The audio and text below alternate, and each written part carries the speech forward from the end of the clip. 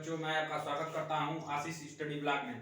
तो बच्चों, हम लोग 11वें पार्ट में पढ़े थे कि प्रकाश किसे कहते हैं और प्रदीप्त और दीप्त वस्तुओं के बारे में और अप्रदीप्त वस्तुओं के बारे में पढ़े थे। तो हमारा 12वां पार्ट है प्रकाश के गुण।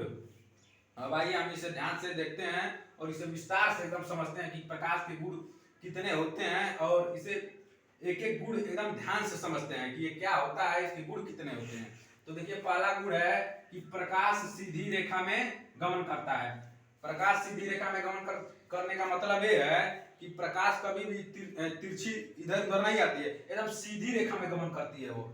और दूसरा क्या है, प्रकाश चिकने तल से परावर्तित हो जाता है। जैसे यहाँ पे नहीं समझ में आया होगा बच्चों को कि चिकना तल क्या होता है। जैसे मान लीजिए कोई शीशा है, उस पे प्रकाश की किरण जब पड़ेगी तो परावर्तित होकर देखते होंगे कि यहाँ पे अगर प्रकाश की किरण आती है तो चमक के दूसरे वस्तु के ऊपर पड़ती है ना, तो वही क्या है, चिकने तल से जब प्रकाश क्या है, चिकने तल से परावर्तित हो जाती है। तो वही है, जब शीशे पर प्रकाश की किरण पड़ेगी तो वह परावर्तित हो जाएगी। अब तीसरा क्या है, निर्वात में प्रकाश की चाल 3 × 10 पे 8 मीटर पर सेकंड होता है। इसका मतलब है निर्वात का मतलब क्या होगा, यहाँ नहीं समझ में आएगा। निर्वात का मतलब ये होता है, निर्वात में ना हवा होता है ना पानी होता है, कुछ नहीं होता है। निर्वात मतलब कुछ नहीं। निर्वात में प्रकाश की चाल कितनी होती है, 3 × 10 पे 8 मीटर पर सेकंड स्क्वायर होता है।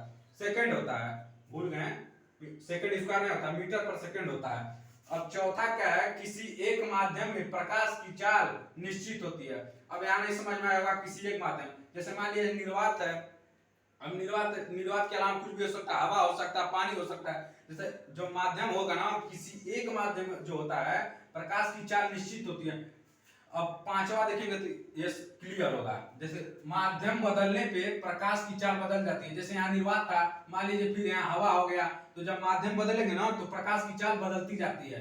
अब छठवां क्या है, प्रकाश एक माध्यम से दूसरे माध्यम में जाता है तो वह अपने मार्ग से विचलित हो जाता है। अब यहाँ समझ में नहीं आएगा तो हम इस चित्र से समझते हैं कि ये क्या लिखा हुआ है। जैसे मान लीजिए कोई प्रकाश की किरणें आपतित होकर ऐसे आई, जब यहाँ पर आएगी तो बहुत किरणें परावर्तित होकर ऐसे हो जाती हैं और कई किरणें झुक जाती हैं। तो देखिए, जब प्रकाश की किरणें एक माध्यम से दूसरे माध्यम में जब जाएंगी तो अपने मार्ग से विचलित हो जाएंगी।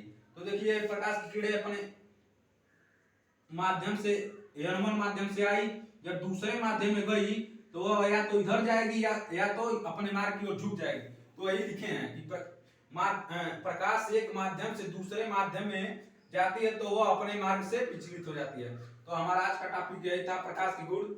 कृपया मेरे चैनल को लाइक करें, सब्सक्राइब करें और बेल आइकन को दबाना मत भूलें। और कृपया इसका स्क्रीनशॉट एक बार बढ़िया से ले लीजिए और इससे रिलेटेड कोई भी परेशानी होती है तो हमें कमेंट में शेयर करें।